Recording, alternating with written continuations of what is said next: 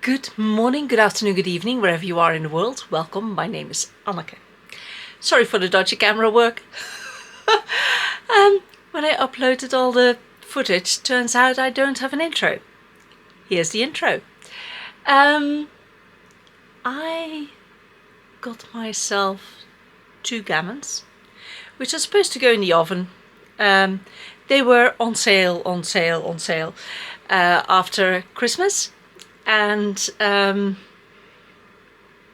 so I got them and decided to create some sort of pulled pork idea.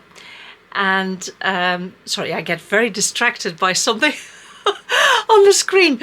Anyway, so I decided to create some sort of pulled pork idea and to put that in jars, bottles, give it a name, and take you along for the ride. So here it is, gammon, pulled pork, give it a name, preserving in midwinter. Thank you for watching. Please like, subscribe, share. And when I say share, if you know people who are interested in this, please point it out to them. There you go. Have a look at this.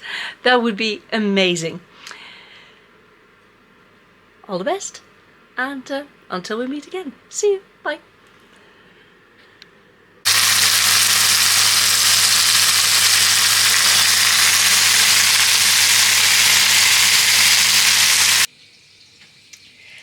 I browned the ham, or gammon, then I put it in a crock pot, deglazed the pan with some wine, red wine, put that in a crock pot too, added a bit more wine, added 1 sachet of the glaze, and now I'm leaving it on high until it falls apart. And a lot of juice has been released, so I haven't added any more liquid compared to the previous picture. And yeah, it's slowly bubbling away. I'm leaving the lid on a crack so some of the damp liquid can disappear. This is one of the pieces. It needs to be shredded, but also the bacon needs to be cut because those are long pieces. Anyway, it needs to be made into bite-sized portions so that it can be put in pots. This is currently what it looks like with 1 piece in, 1 piece out. There's a lot of liquid in it. So I'm going to shred it and put it back in a liquid and let it be for a bit. Let it warm up and yeah, mingle. And this is setting up for pressure canning. This is a digital pressure canner and it's from America, so it needs a step up, step down transformer because sorry, in the United States they've got 110 volts and in Great Britain they've got 230.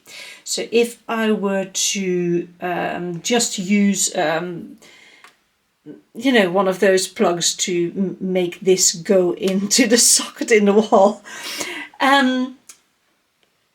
it would be the end of life of this digital pressure canner. I have filled this inner pot with water. There's a line there. I don't know if it shows. Just about. There's the line. So you fill the pressure canner with a little bit of water, and then it tells you the instructions tell you to fill the pots half with water and put all the pots in, and then preheat all of it, which is lovely until you use tiny pots, because I can put in 2 rows depending on how much meat I've got.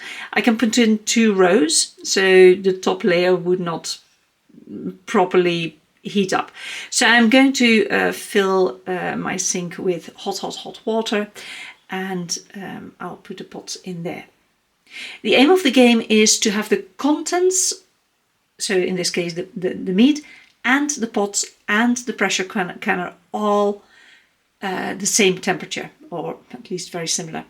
So I'm trying to get it to as close to boiling point as possible. And this is all to prevent thermal shock.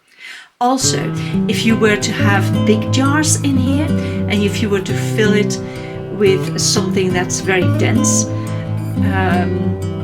like stews, it takes a while for the inside to heat up. So it's nice if you can put preheated stuff in there. That's nice. Having said that, some things stay in it for 90 minutes.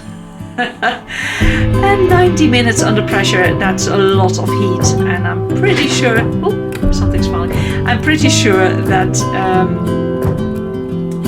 it will heat through. But for thermal shock, it's good to have everything at the same temperature.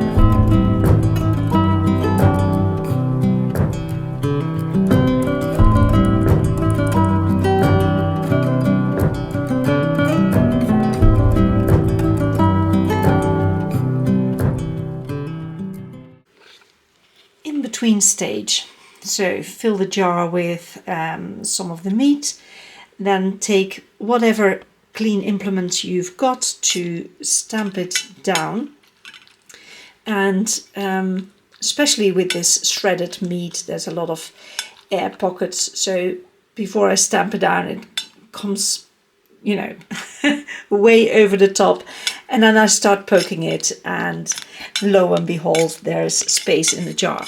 You do, lots of noise, you do want to have space here because it starts to bubble, and especially meat with some fat in it, and it's inevitable that there's fat in it, and you don't really want to get rid of the fat, but because there's fat in it you don't want to bubble it up to the top of the jar in the process, because fat will make the seal not seal. So there's that, and then there's already 4 in the pot, so keep on going.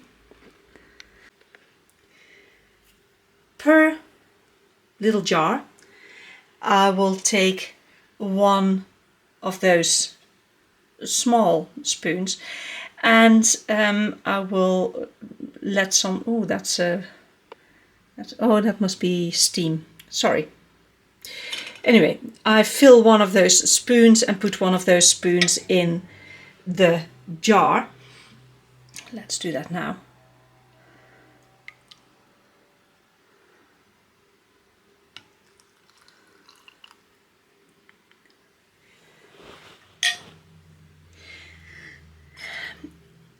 And you make sure that liquid goes all the way down, there's no air bubbles. And if I want some extra liquid, I will add boiling water rather than more of the gravy-like liquid in the pot, because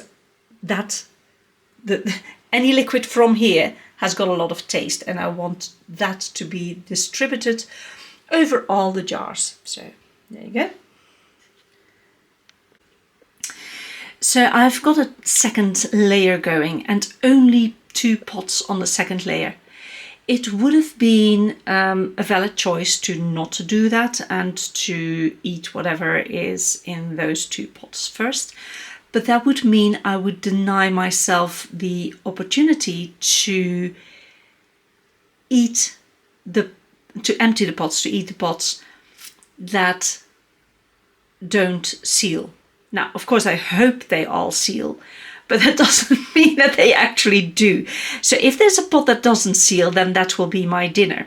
And if I would leave those 2 last pots out, then they would decide dinner, and then, you know, I would still have to get through the pots that potentially don't seal. There you go. So that's why I've got to a second layer.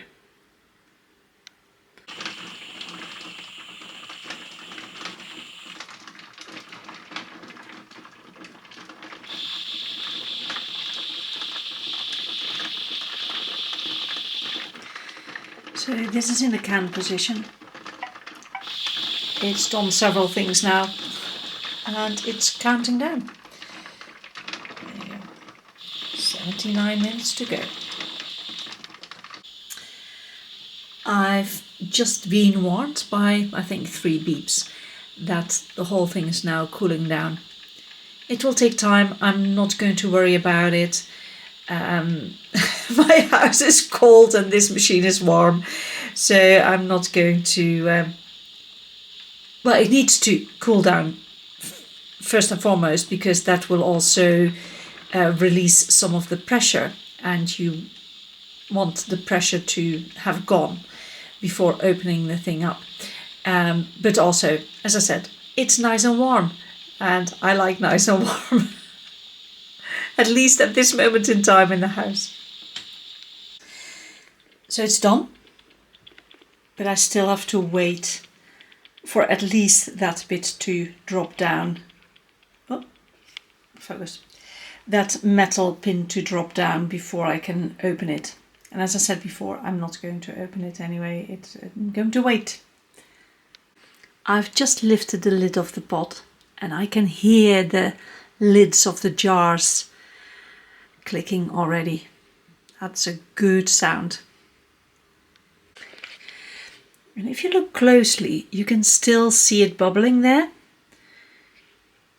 So I'm going to leave those pots a bit longer to cool down even further. This house is really cold, and I don't want it to be too big a temperature shock. And this is the ultimate result. So I took off the bands, and all the pots have sealed. So when I lift them just by the lid, all the pots have sealed. Happy days, happy days. That's 10 pots to go into the pantry. Ready-made meal. Well, it's not a complete meal, it's the meat, but yeah, ready-made pulled pork. I love it.